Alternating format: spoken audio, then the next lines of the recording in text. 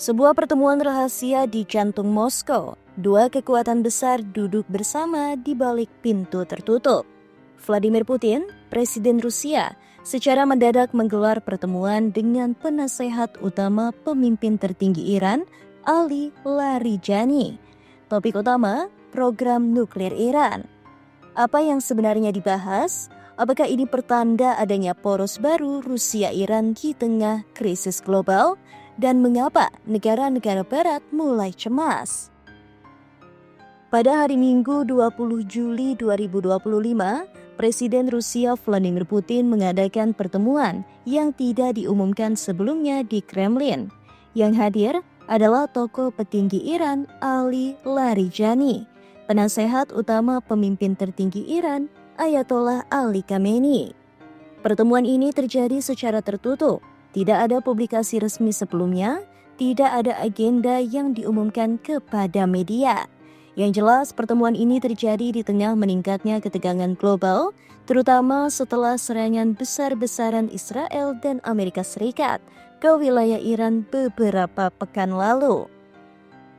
Menurut juru bicara Kremlin, Dmitry Peskov, pertemuan ini membahas situasi yang memburuk di Timur Tengah dan program nuklir Iran. Kita tahu bahwa Rusia adalah salah satu sekutu kunci Iran, terutama sejak Moskow menghadapi tekanan berat dari NATO dan sanksi Barat pasca perang di Ukraina. Meski begitu, Rusia cenderung memainkan peran hati-hati. Mereka tidak secara terang-terangan mendukung Iran dalam konflik bersenjata melawan Israel atau Amerika Serikat. Namun, dukungan Rusia di belakang layar bagi Iran tidak bisa diremehkan, baik dalam aspek teknologi, militer, maupun diplomasi. Di satu sisi, Iran adalah pemain kunci dalam konflik Timur Tengah. Di sisi lain, Rusia melihat Iran sebagai mitra strategis yang bisa menyeimbangkan dominasi Amerika Serikat dan NATO di kawasan. Pertemuan ini bisa menandai dimulainya koordinasi lebih dalam, apalagi jika menyangkut program nuklir Iran.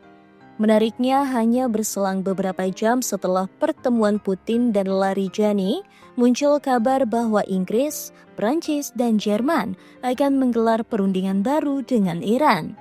Sumber diplomatik Jerman mengonfirmasi bahwa ketiga negara Eropa itu telah menjalin kontak dengan Teheran untuk mengatur pembicaraan lanjutan soal program nuklir. Di sisi lain, kantor berita Iran, Tasnim, juga membenarkan kabar tersebut, meskipun belum ada detail resmi yang diungkap ke publik. Kenapa reaksi Barat begitu cepat?